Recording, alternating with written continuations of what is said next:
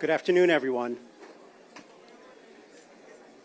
My name is Gil Prus. I'm the CEO of the Jewish Federation of Greater Washington, and it is my privilege to welcome you all to the opening gathering. Good afternoon, everyone. Of the NOVA exhibit in Washington, D.C.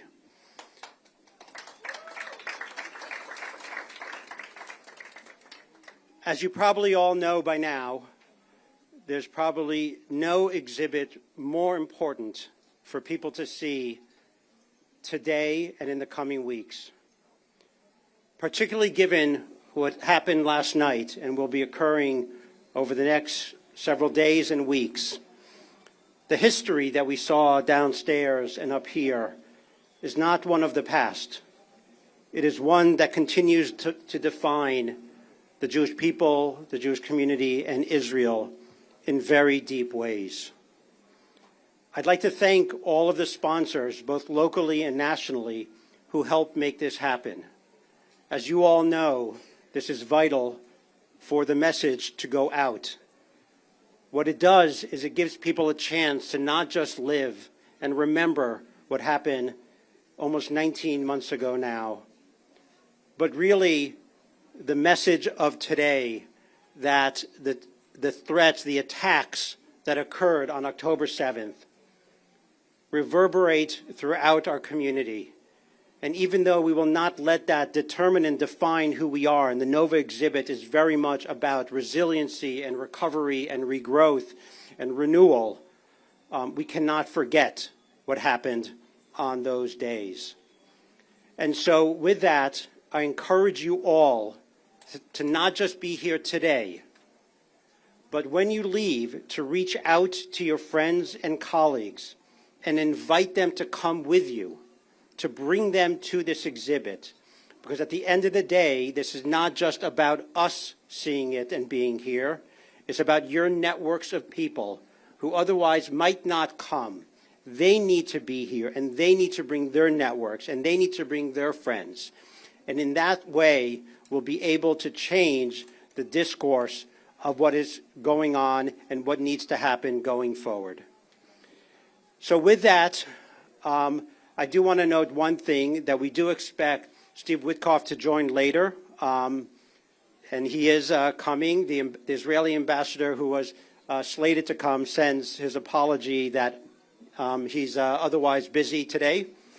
But it is my honor to invite Noah Argamani up here to the stage to share her story with us today.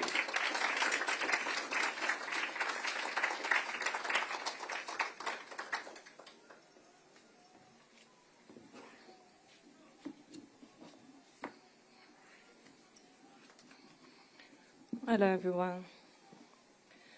My name is Noah Argamani. Up until a year ago, I had never set foot in Washington, D.C. And now, I'm advocate for all the hostages. Since my rescue from captivity by the brave IDF soldier, I dedicate my life to bring my partner, Avinatan Or, and all the hostages back home.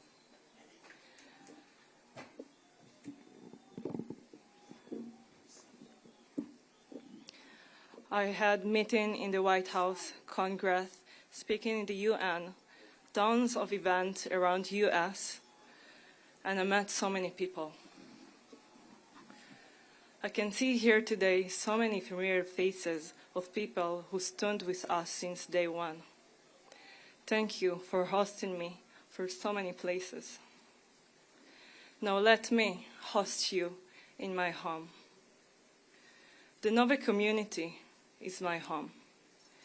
We share the same values, the same perspective of peace, love, and kindness.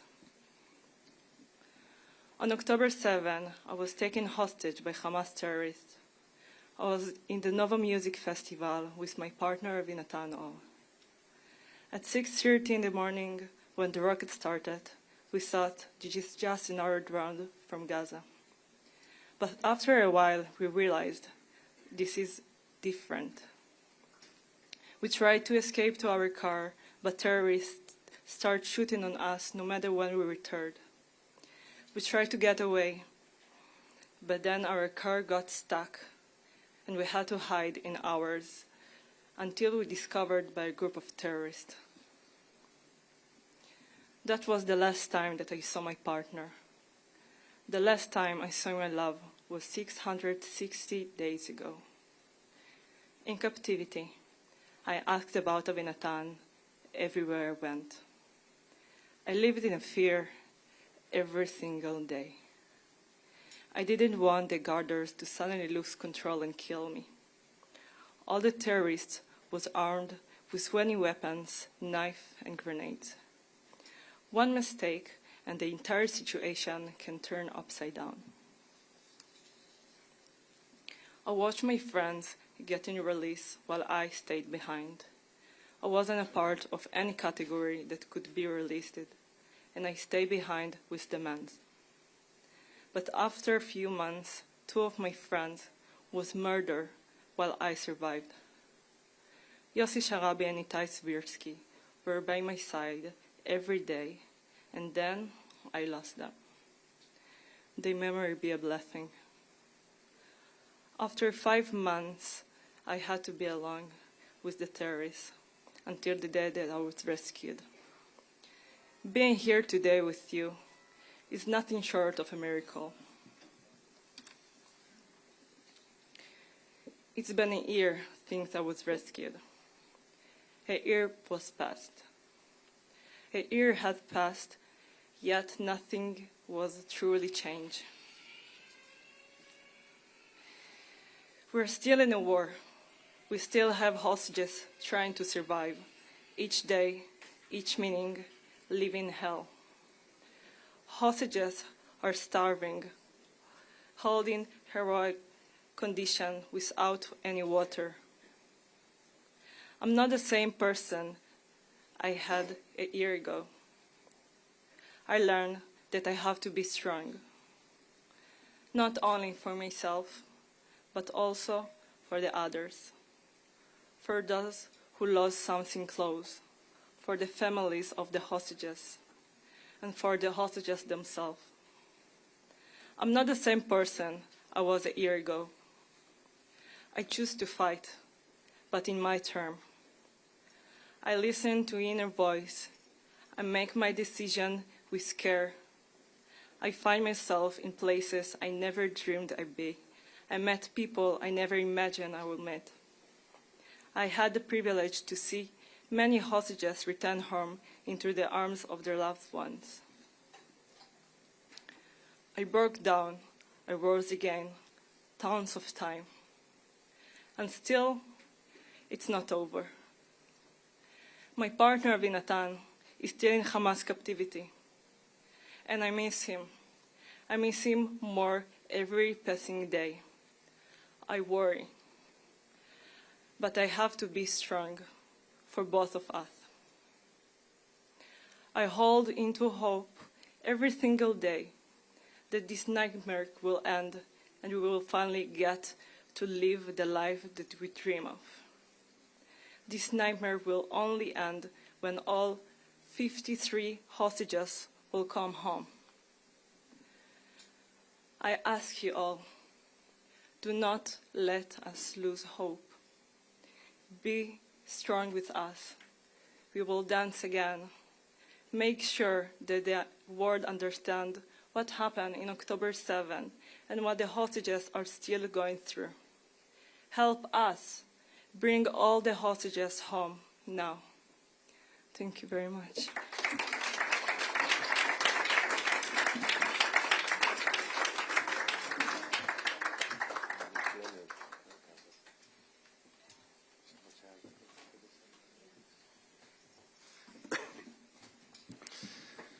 Thank you, Noah.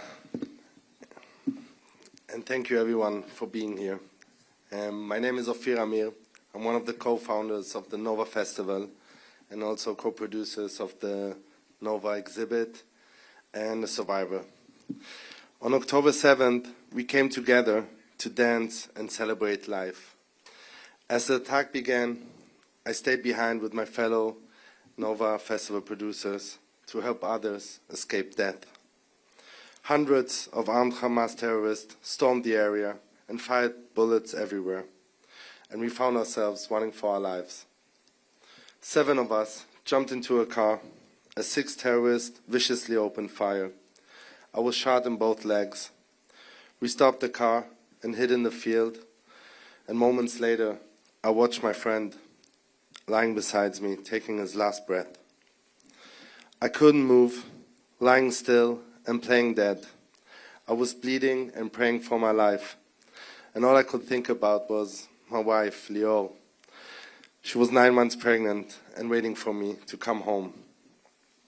For the next 3 hours, she kept me alive, talking to me over the phone while I hid from her the severity of my wounds. I didn't want her to worry in her condition. It is truly a miracle that I'm here today. Just 1 hour separated me from life and death. We were rescued after 4 hours hiding in the field. I was taken to the hospital where I was finally reunited with my wife. I went through a long period of rehabilitation to get back on my feet while carrying a lifelong emotional injury. Yet, I was and still am grateful for surviving and returning home. I was fortunate to witness my baby girl, Eliana, born exactly 4 weeks after October 7th. Leon and Eliana are my biggest light. I got my life back, but forever I will carry the memory of the friends I lost and the many beautiful souls we lost that day, our tribe of angels. There are so many inconceivable stories like mine, and sadly, there are so many we will never hear. Stories that will never be told. October 7th completely changed my life. And over a period of 10 years, the people who came to attend Nova music festivals formed a community. Faces became familiar. These people became our friends and then our family. October 7th has been a personal tragedy for each one of us, but has also been devastating to our entire Nova community. Those of us who were there understand that we went through something that will connect us all forever. And within that first day, we knew we need to come together and support each other. So we opened a healing center for the next 2 months, a place for the survivors and the families to come and heal together, to feel safe and feel the love of the community. For me, this was also the first place I had the courage to go to and feel normal again. The Tribe of Nova Foundation was born out of the experience that we shared, our mutual values and our sensitivity to one another. Ever since, my attention and focus have been entirely to the survivors and foundation. And through helping others, I found that I've also been healing and helping myself. Tribe of Nova's program have helped me cope with my trauma and have demonstrated how we all benefit when we give ourselves to others. While running the Healing Center and opened the foundation, Omri Sassi, my friend and one of the co-founders who also saved my life, urges us to do something to remember our friends that have been murdered and show the whole world what happened to us. We created the exhibition in Tel Aviv, inspired by the need to honor the memory of our friends and family. And after we opened, we immediately understood what an impact this is making on everyone that sees it. It's not only for the memorial. It's such a strong tool to show the world what happened to us. There's so much hate and so much denial on social media and everywhere around us. And with this exhibition, we will do everything in our power to tell our story, to educate, to fight against hate, and to bring our allies together again. The journey of the exhibition to New York, Los Angeles, Miami, Toronto could not have been possible without incredible people who started out as friends and have become my brothers. Scooter Brown, Joe Teplo, Josh Caden, and my Canadian brother, Jesse Brown. Yeah, please clap for them. Please, yeah.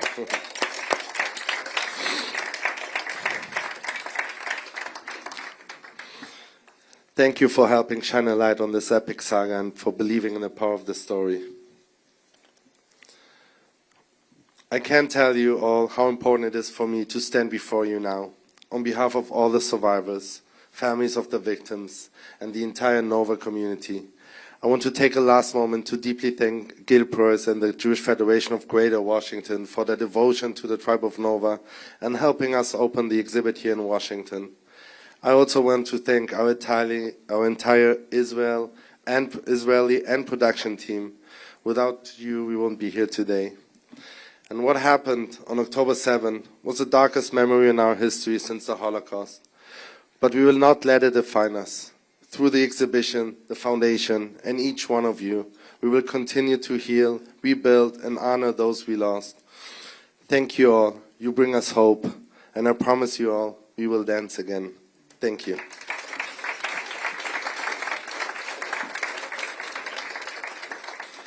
And I'm honored to call my friend Scooter. I won't say Joe. I won't say Joe.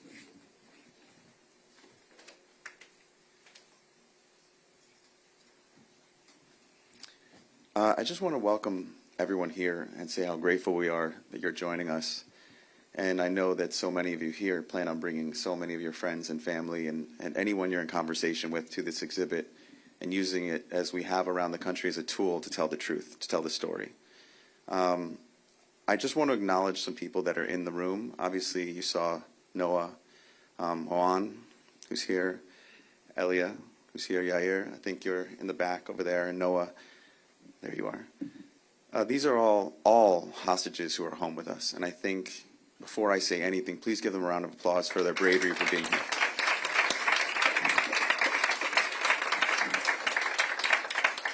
You know, I was born here in the United States. I was born in New York City. I'm first generation born here, and I have a tremendous amount of pride in being American. My grandparents were Holocaust survivors. My grandmother went to Auschwitz, and my grandfather in Dachau. My father is a refugee from Hungary who sought asylum in this country. And something that is intrinsically American is speaking up for those who need to be spoken for. Something that's intrinsically American is speaking up when things are hard. And when Joe Teplo and I went to Israel in December after October 7th, we wanted to see the truth for ourselves, not because we needed to know, but because we knew we wanted to have the conversation from a place of honesty and conviction. And when we arrived, we were first brought to Be'eri, to the kibbutz, and we saw things that no human being should ever see. The blood was still fresh. We heard stories that were unimaginable, especially for me, a father of 3 young children. And then we were brought to the Nova Healing Camp, where I got to meet some incredible young people. And that was the first time during the trip that I found myself incredibly angry. Because I worked in the music industry for a very long time. I was a manager for 23 years. I've owned a label, worked with the biggest stars in the world, and I've also had the unfortunate experience of being part of a concert I hope I never had to be a part of, which was One Love Manchester, which was a response to terrorism in Manchester at a bombing at our show with Ariana Grande, where 22 people lost their lives.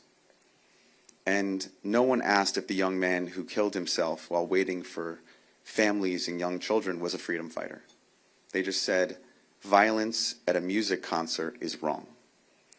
Violence and terrorism, taking the lives of innocent people, are wrong. So I want to repeat that 3 of those people I just spoke about, who are sitting in front of me, who were hostages, were civilians celebrating at a music festival.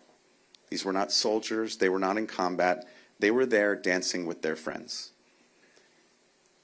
When you come to this exhibit, I hope that you see Coachella.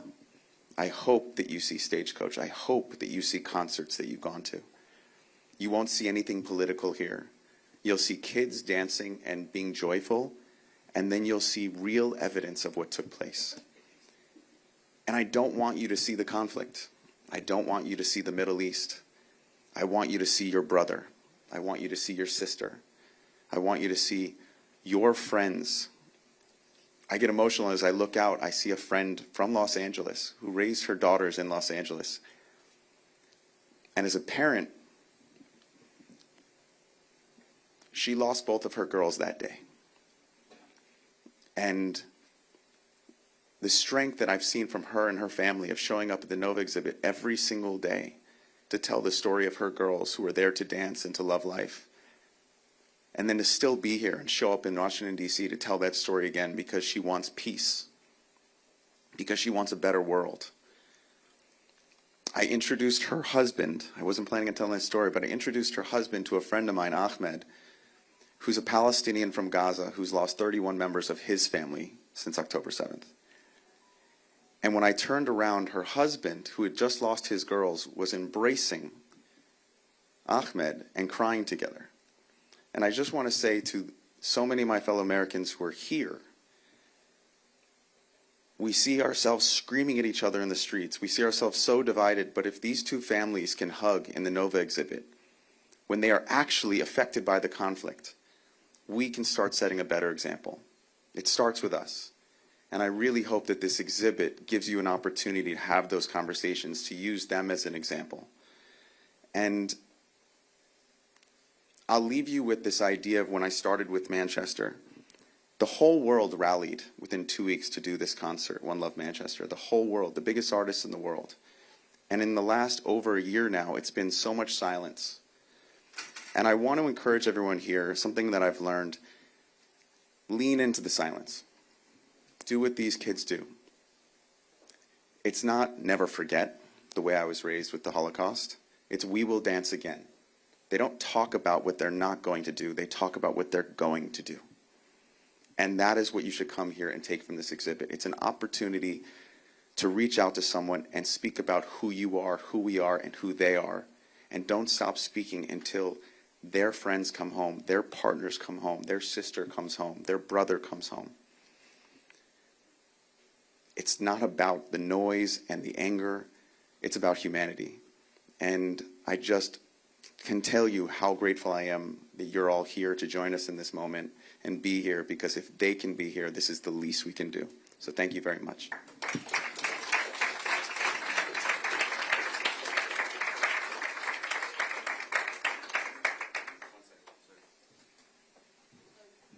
Josh?